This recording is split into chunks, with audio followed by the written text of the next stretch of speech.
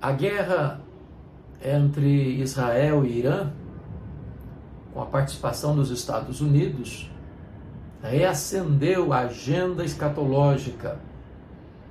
E muitas pessoas têm falado sobre os sinais da segunda vinda de Cristo.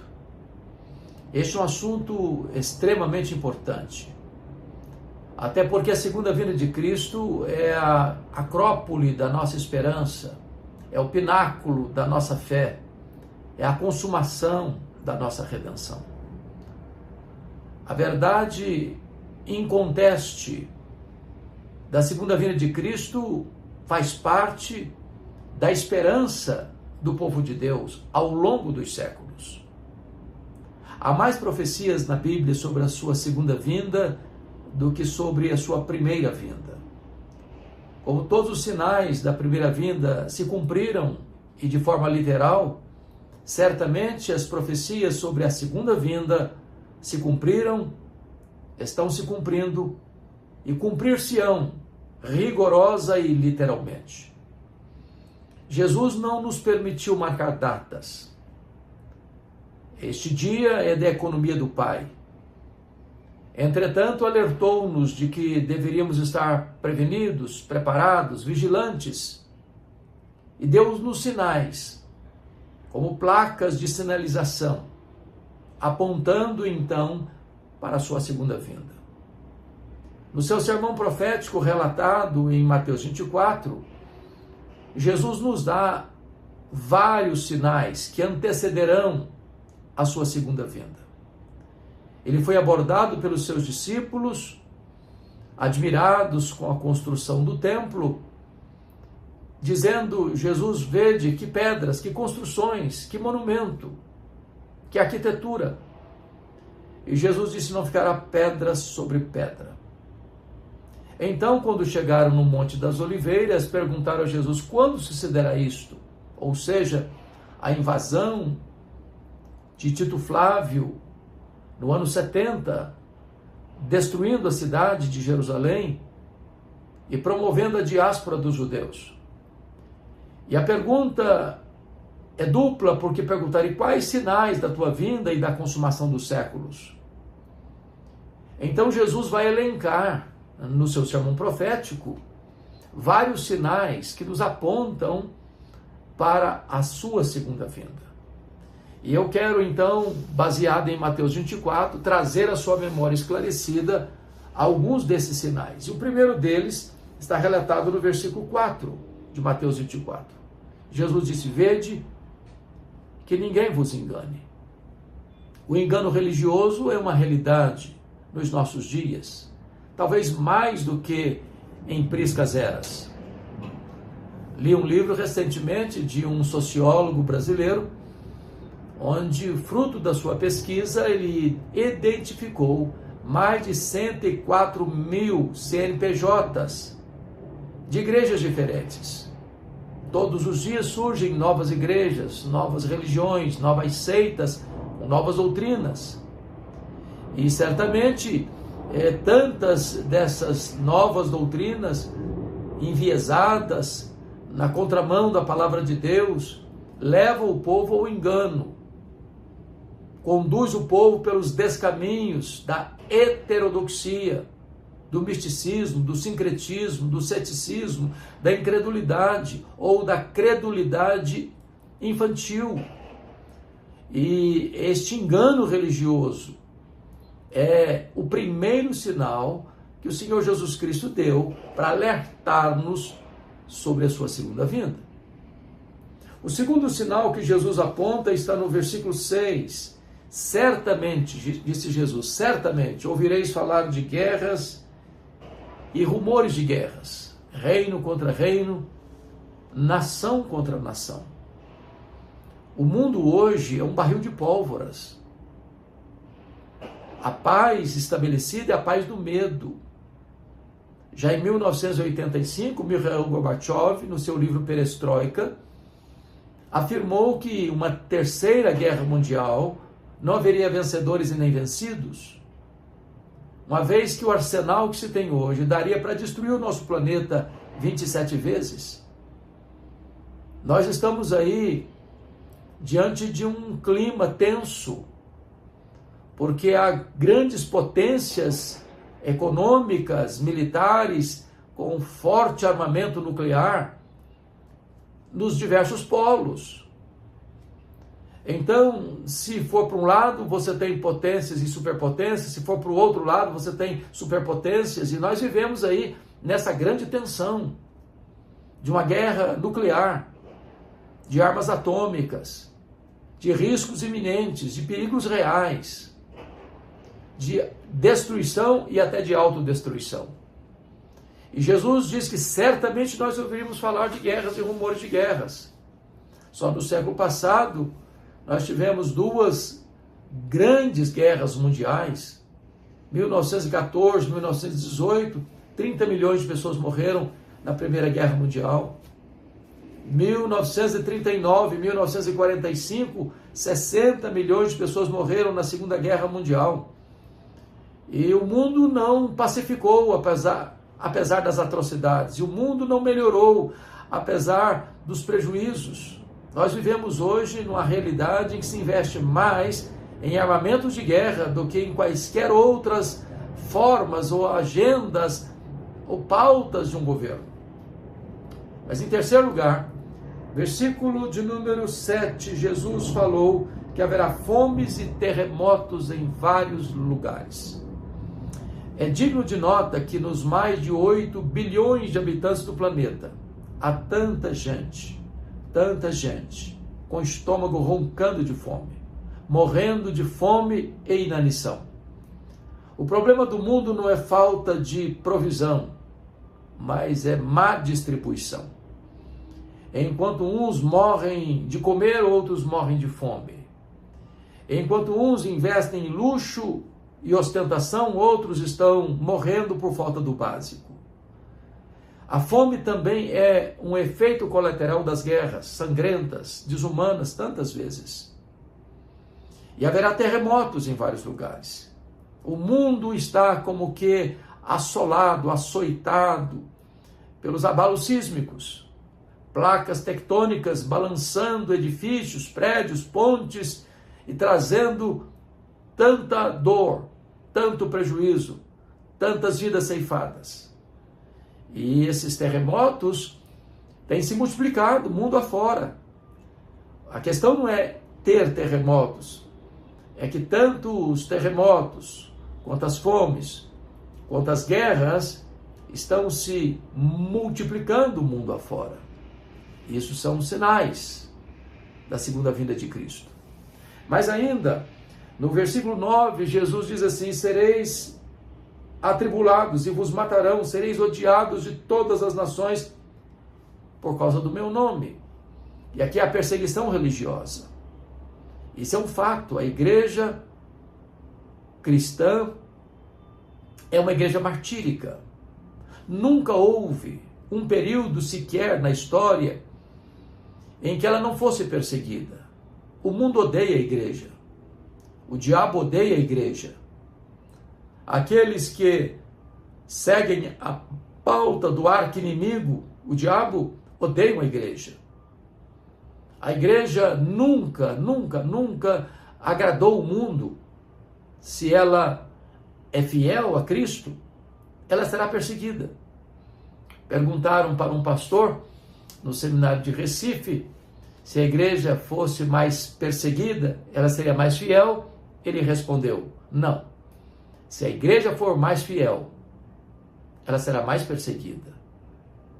Os valores de Cristo estão na contramão dos valores deste mundo.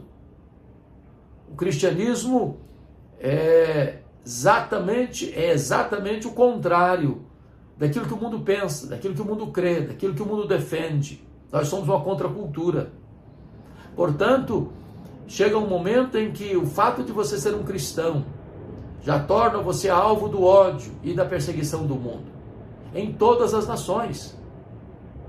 O cristianismo tem sido perseguido, os cristãos têm sido perseguidos, a igreja tem sido perseguida.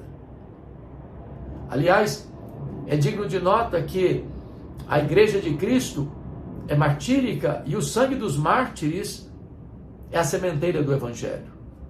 Não devemos ficar chocados, surpresos com esse fato, porque o apóstolo Paulo chegou a escrever em 2 Timóteo 3,12: todo aquele que quiser viver piedosamente em Cristo será perseguido. Então a perseguição religiosa é o prato do dia deste mundo, é o cardápio deste mundo, e seremos odiados em todas as nações, em todos os lugares, em todos os tempos. Enquanto eu estou aqui conversando com você, há cristãos, irmãos nossos, que estão sendo presos, torturados, castigados, mortos com requinte de crueldade, martirizados, não porque cometeram crimes, mas porque são cristãos, porque têm uma Bíblia, porque professam o nome de Jesus. Assim como lá na igreja primitiva, os cristãos eram queimados vivos, eram crucificados, eram jogados às feras, simplesmente pelo fato de confessarem que Jesus Cristo é o Senhor. Mas ainda, o versículo de número 12, um outro sinal: e por se multiplicar a iniquidade, o amor de quase todos se esfriará. Nós estamos vivendo num mundo de grandes conquistas científicas, de grandes avanços tecnológicos. Nós temos hoje a capacidade de empacotar na cabeça de um alfinete todos os dados genéticos dos mais de 8 bilhões de habitantes do planeta. Falamos hoje da nanotecnologia, falamos hoje das aeronaves de guerra tão potentes, tão poderosas, que valem muito, muito, muito mais do que a mais excelente das aeronaves que transportam passageiros.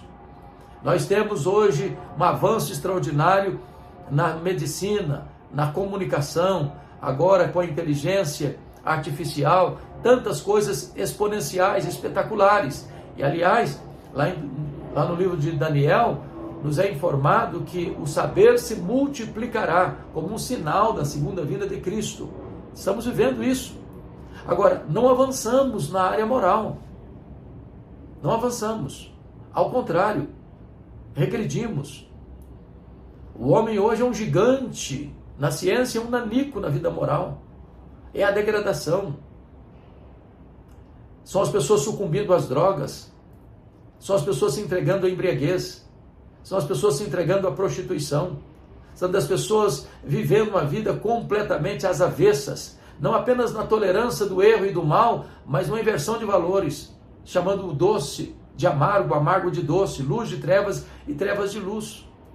É uma inversão de valores que nós estamos vivendo no mundo de hoje.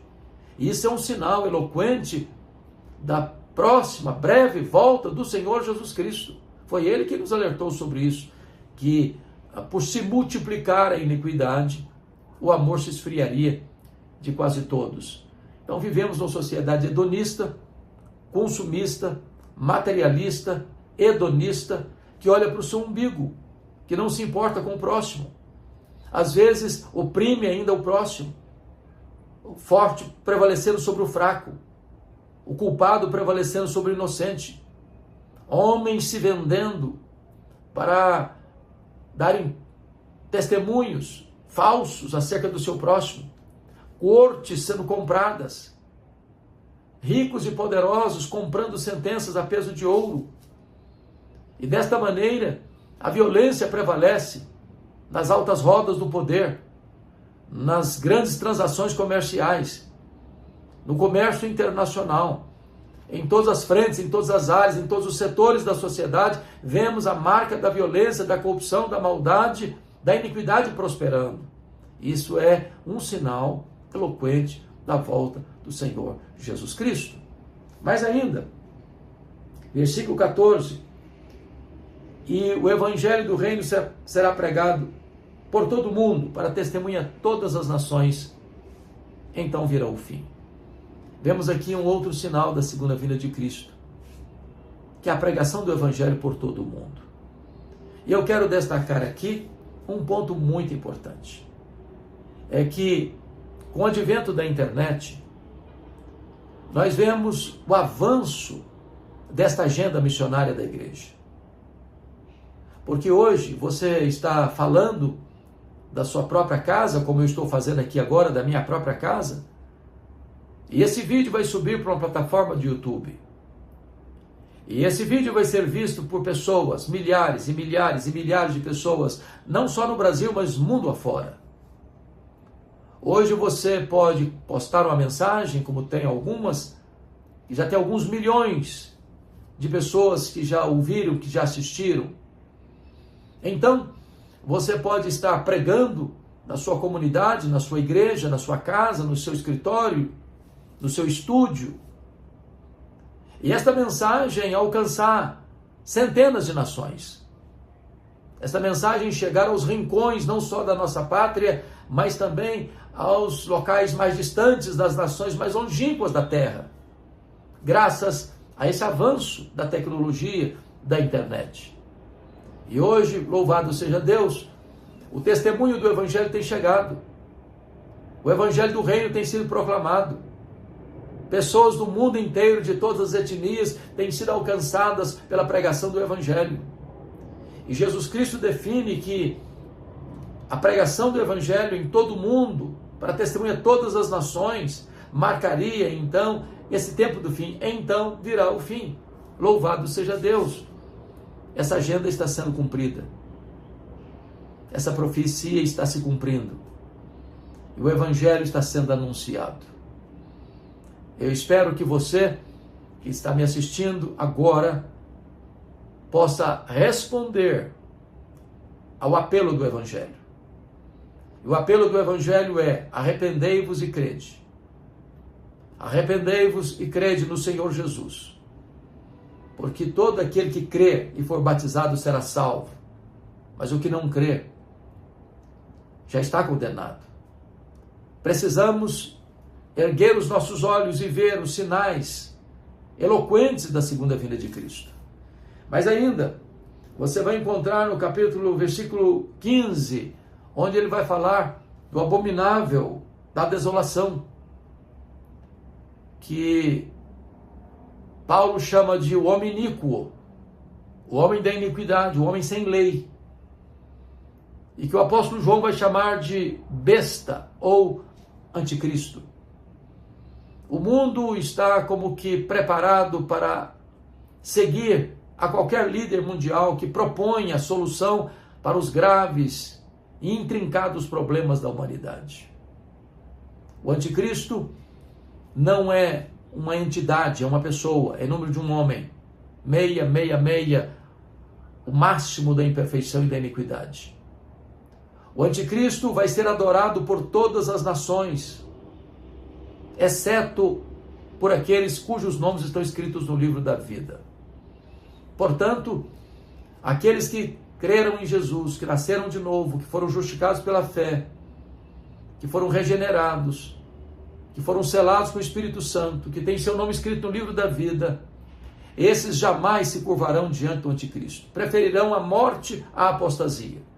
Mas mesmo se morrerem, são vencedores, porque venceram o diabo e os seus agentes pelo sangue do Cordeiro e pela palavra do testemunho, que é a palavra da martiria, dispostos não a amar a própria vida, mas morrer pela sua fé. Então, precisamos estar prontos e preparados para esse tempo de grande angústia. E agora, ainda, o texto nos informa, no verso 21, porque nesse tempo haverá grande tribulação, como desde o princípio do mundo até agora não tem havido, nem haverá jamais. Agora é a grande tribulação. E a Bíblia usa expressões correlatas à grande tribulação, o pouco tempo de Satanás, a manifestação do anticristo, a apostasia. São termos que representam os mesmos fatos nos mesmos tempos que precedem a segunda vinda de Cristo. A grande tribulação.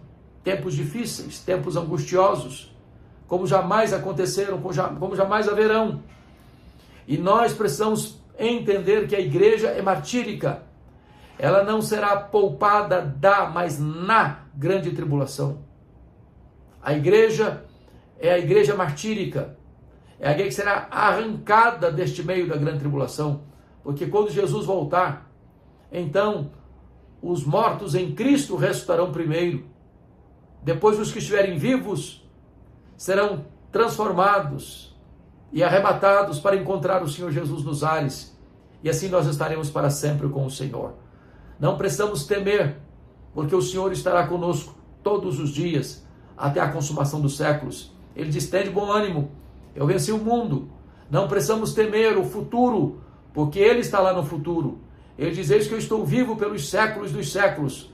Não precisamos temer a morte, porque Ele diz: eu estive morto, mas estou vivo pelos séculos dos séculos. Não precisamos temer o hoje, porque Ele está conosco hoje. Não precisamos temer do amanhã, porque Ele estará conosco amanhã. Ele é o nosso Deus, o nosso refúgio e a nossa fortaleza.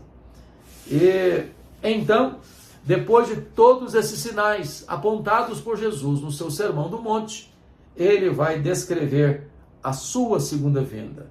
Então está escrito no verso 27, porque assim como o relâmpago sai do Oriente e se mostra no Ocidente, assim há de ser a vinda do Filho do Homem. A vinda de Cristo vai ser pessoal, vai ser visível, vai ser audível, vai ser repentina, vai ser inesperada, vai ser inescapável, vai ser gloriosa, vai ser vitoriosa. Ele virá com grande majestade e glória para sentar-se no trono, para julgar vivos e mortos, para julgar as nações, para lançar os que rejeitaram a sua graça no lago do fogo, mas para convidar os seus amados, por quem Ele morreu, e que o receberam como Salvador e Senhor. Vinde, benditos de meu Pai, entrem na posse do reino que vos está preparado desde a fundação do mundo. Então, com corpos glorificados, sem lágrima, sem dor, sem sofrimento, sem nada contaminado, nós reinaremos com Ele e desfrutaremos da companhia dEle e nos deleitaremos nele para sempre e sempre e sempre e sempre. O nosso grito de esperança e a nossa grande expectativa é: Maranata, ora vem, Senhor Jesus.